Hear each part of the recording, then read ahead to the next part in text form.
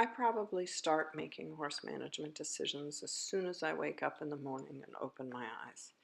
I can see what kind of a day it looks like it's going to be, whether it's going to be sunny and pleasant, or whether it's gray and overcast, or whether there is precipitation of one kind or another falling. After I look out the window, my next tip is to check my weather app, and that tells me whether temperatures are going to go up or down for the day. I also want to know how windy it is out because that's going to affect both blanketing decisions and where and how I put hay out, whether in nets or on the ground.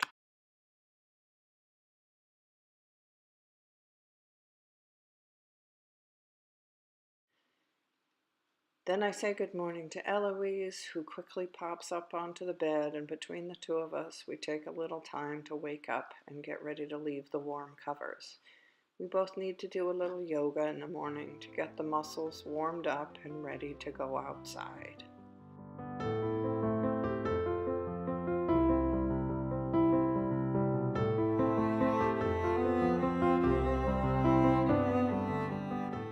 Now Wilder sleeps in a crate in the other room. I do recommend crate training for dogs of all ages. For young puppies, it helps with housebreaking. For other dogs, if they ever need to spend a night at the vet's for illness or injury, it helps them to be comfortable so that you're not adding stress to an already stressful situation. And for senior dogs, they can suffer cognitive decline, get confused and lost in their own homes, as well as, again, having house training problems.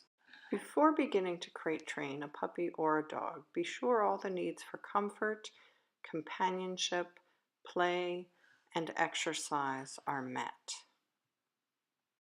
Once the dog is ready for a rest, you can offer soft bedding and something good to chew on in the crate. I like to feed meals and interactive toys, and that is the first time I close a dog in, making sure to open the crate before he finishes and whines. In that way, he experiences being locked into the crate with something good, and eventually he chooses to go in all on his own. Once he's comfortable staying in the crate by himself with the door open, I can begin to show him what it's like to have the door closed for just a second at a time. First, when I walk over to the crate, I just give him a couple treats in there with the door open, because often me just walking over there makes the dog pop up and want to come out and interact. So once he's settled in there, waiting for me to offer treats inside, then I close the door for just a second, open it up immediately, and give him another treat. By putting the treat inside the crate, then he cleans it up and stays in there, and I can open the door and close the door, keeping it closed for just a second or two more each time so that he doesn't get worried when he sees the door being closed and left closed. I only do this a few times at a time, and when it's all done, the crate door is open and he's allowed to come out.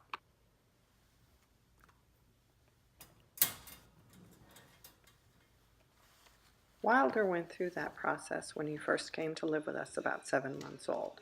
So he's now very accustomed to going into the crate at night and spending the night there and being let out in the morning. 1 or 2 good stretches and he's ready to go. We have barn chores to do before breakfast.